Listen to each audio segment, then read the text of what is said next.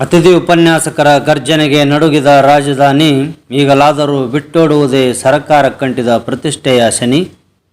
ಸೇವಾ ಕಾಯಮಾತಿಗಾಗಿ ಆಗ್ರಹಿಸಿ ಕಳೆದ 45 ದಿನಗಳಿಂದ ನಡೆಯುತ್ತಿರುವ ಅತಿಥಿ ಉಪನ್ಯಾಸಕರ ಅನಿರ್ದಿಷ್ಟಾವಧಿ ಧರಣಿ ಸತ್ಯಾಗ್ರಹದ ಭಾಗವಾಗಿ ಜನವರಿ 1ನೇ ತಾರೀಕಿನಿಂದ ತುಮಕೂರಿನ ಸಿದ್ಧಗಂಗಾ ಮಠದಿಂದ ಶ್ರೀಗಳ ಆಶೀರ್ವಾದ ಪಡೆದು ಆರಂಭವಾದ ಪಾದಯಾತ್ರೆ ರಾಜ್ಯದ ಮೂಲೆ ಮೂಲೆಗಳಿಂದ ಆಗಮಿಸಿದ್ದ ಸಾವಿರಾರು ಅತಿಥಿ ಉಪನ್ಯಾಸಕರ ಅರುಣೋತ್ಸಾಹದ ಮಧ್ಯೆ ಬುಧವಾರ ನೆಲಮಂಗಲದಿಂದ ಮಹಾನಗರಕ್ಕೆ ಪ್ರವೇಶಿಸಿದ ಪಾದಯಾತ್ರೆ ರಾಜಧಾನಿಯನ್ನು ಅಕ್ಷರಶಃ ನಡುಗುವಂತೆ ಮಾಡಿಬಿಟ್ಟಿತು.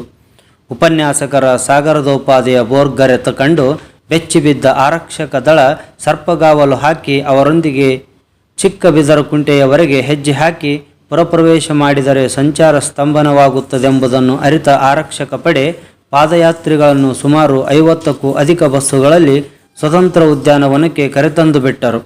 ಅಲ್ಲೇ ಘೋಷಣೆಗಳನ್ನು ಕೂಗುತ್ತಾ ಕುಳಿತ ಉಪನ್ಯಾಸಕಿಯರು ನ್ಯಾಯ ಪಡೆದೇ ಮನೆಗೆ ತೆರಳುವುದೆಂಬ ದೃಢ ನಿರ್ಧಾರ ಅವರ ಧ್ವನಿಯಲ್ಲಿ ಎದ್ದು ಕಾಣುತ್ತಿತ್ತು.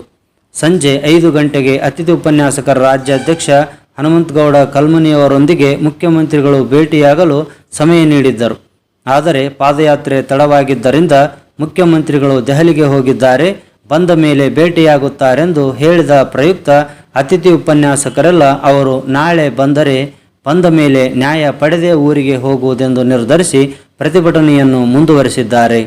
ಈ ಸರ್ಕಾರ ಯಾಕೆಷ್ಟು ಮೊಂಡುತನ ಪ್ರದರ್ಶಿಸುತ್ತಿದೆ ಎಂದು ಉಪನ್ಯಾಸಕರು ಚಿಂತಾಕ್ರಾಂತರಾಗಿದ್ದಾರೆ. ಜೊತೆಗೆ ಎಷ್ಟು ದಿನವಾದರೂ ಪರವಾಗಿಲ್ಲ, ನ್ಯಾಯ ಪಡೆದೇ ತೀರೋಣವೆಂದು ಮತ್ತಷ್ಟು ಗಟ್ಟಿಯಾಗುತ್ತಿದ್ದಾರೆ. ದೆಹಲಿ, ಪಶ್ಚಿಮ ಬಂಗಾಳ, ಆಂಧ್ರ ಪ್ರದೇಶ, ಪಂಜಾಬ್ ರಾಜ್ಯಗಳಲ್ಲಾದ ಉದ್ಯೋಗ ಭದ್ರತೆ ಕರ್ನಾಟಕದಲ್ಯಾಕೆ ಆಗುತ್ತಿಲ್ಲವೆಂಬ ಪ್ರಶ್ನೆಯನ್ನು ಮುಂದಿಡುತ್ತಿದ್ದಾರೆ. ಕಾನೂನುಗಳನ್ನು ಮಾಡುವ ಜನಪ್ರತಿನಿಧಿಗಳೇ ತೊಡಕಾದ ಕಾನೂನನ್ನು ಇವರ್ಯಾಕೆ ಸರಿಪಡಿಸುತ್ತಿಲ್ಲ? ನಾಡಿಗೆ ಪಾಠ ಹೇಳುವ ಉಪನ್ಯಾಸಕರನ್ನು ಬೀದಿಗಿಳಿಸುವುದು ತರವೇ ಎಂದು ಜನ ಪ್ರಶ್ನಿಸುತ್ತಿದ್ದಾರೆ. ಸರ್ಕಾರ ಉಪನ್ಯಾಸಕರ ಹಗ್ಗಜಗ್ಗಾಟದ ನಡುವೆ ವಿದ್ಯಾರ್ಥಿಗಳ ಭವಿಷ್ಯ ಕತ್ತಲಾಗುತ್ತಿದೆ. ಆದರೂ ಸರ್ಕಾರ ಉಪನ್ಯಾಸಕರ ಮೇಲೆ ಜಿದ್ದು ಸಾಧಿಸುತ್ತಿದೆ, ಪ್ರತಿಷ್ಠೆಯನ್ನಾಗಿಸಿಕೊಂಡಿದೆ.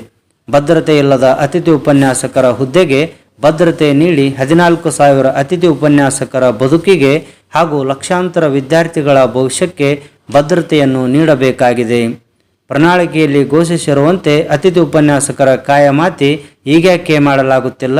ವಿರೋಧ ಪಕ್ಷದಲ್ಲಿದ್ದಾಗ ತಾವೇ ನೀಡಿದ್ದ ಸಲಹೆಗಳನ್ನು ತಾವೇ ಅನುಸರಿಸುತ್ತಿಲ್ಲಬೇಕೆ ಎಂಬುದು ಉಪನ್ಯಾಸಕರ ಪ್ರಶ್ನೆಯಾಗಿದೆ.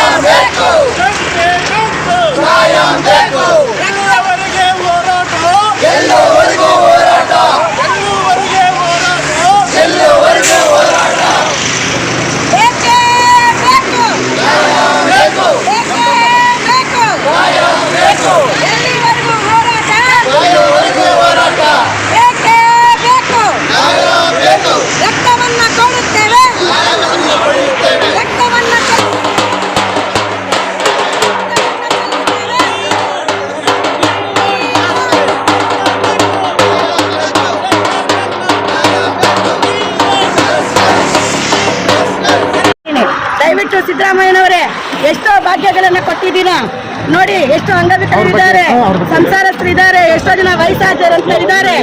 ದಯವಿಟ್ಟು ನಮಗೆ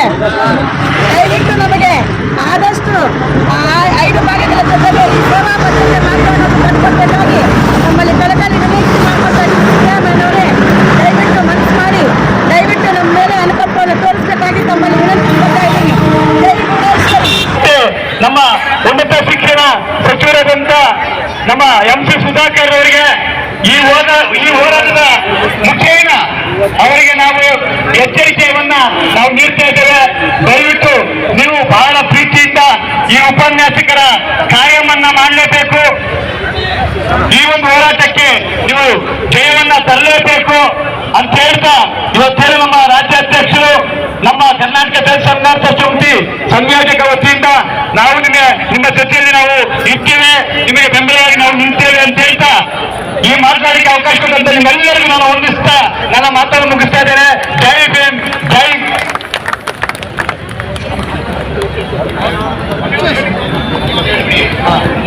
ಇಲ್ಲಿವರೆಗೆ ಸುದೀರ್ಘವಾಗಿ ಅತಿಥಿ ಉಪನ್ಯಾಸಕರ ಕುರಿತು ತಮ್ಮ ಬೆಂಬಲವನ್ನು ಸೂಚಿಸಿರ್ತಕ್ಕಂಥ ಸಂಘಟನೆಗೆ